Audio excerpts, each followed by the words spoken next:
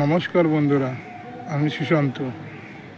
BJP সরকার হয়েছে 1 মাস এসেছে, হয়তো একটু বেশি।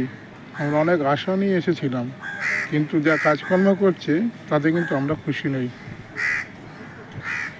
বিজেপি এখন ফিরহাদ হাকিম, মালা রায়, জাভেদ খান, সায়নী ঘোষ, কাকলি ঘোষ দস্তিদারের মতো ভালো তৃণমূল খুঁজে পাচ্ছে। তাই বিজেপিকে বলতে চাইছি, এই ভালো তৃণমূল খোঁজার চক্করে খারাপ বিজেপি সমর্থক বানিয়ে ফেলবেন না, বুঝেছেন? নেতারা কর্মীদের তৈরি করে না, কর্মীরা নেতাদের তৈরি করে। ঠিক আছে, অনেক আশা নিয়ে আপনাদের এনেছিলাম।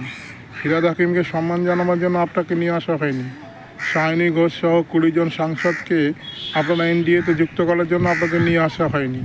হ্যাঁ, যদি এরকমই করবেন তাহলে আগেই বলে দিতেন।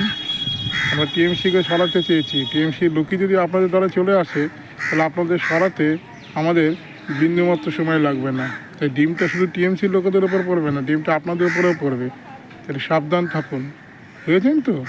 মানুষের আবেগ নিয়ে, বাঙালির আবেগ নিয়ে, হিন্দুদের আবেগ নিয়ে খেলবেন না, বুঝেছেন? যা শুরু করেছে সেটাকে সামলিয়ে নিন। হ্যাঁ, অন্নপূর্ণা ভাণ্ডার নিয়ে দেখছি প্রতিদিন একটা পর নতুন নতুন করে আপনাদের নিয়ম চালু হচ্ছে। দিতে পারবে না, ডাইরেক্ট বলে দিন দিতে পারবো না। হ্যাঁ, আর হিন্দু কার্ড যদি খেলবেন না এরপরে, ঠিক আছে? কারণ আমরা কিন্তু হিন্দুত্ব ভেবেই ভোট দিয়েছি। ঠিক আছে, যে জাভেদ খান, ফিরহাদ হাকিম দলে যুক্ত করবেন, তাদেরকে সম্মান জানাবেন, তার জন্য আমরা ভোট দিইনি আর দেবেও না। ঠিক আছে, 5 বছর তো দূরের কথা। যদি আপনারা এইভাবে চলতে থাকেন না, তাহলে প্রতিরোধ করে আপনাদের সরাতে সময় লাগবে না।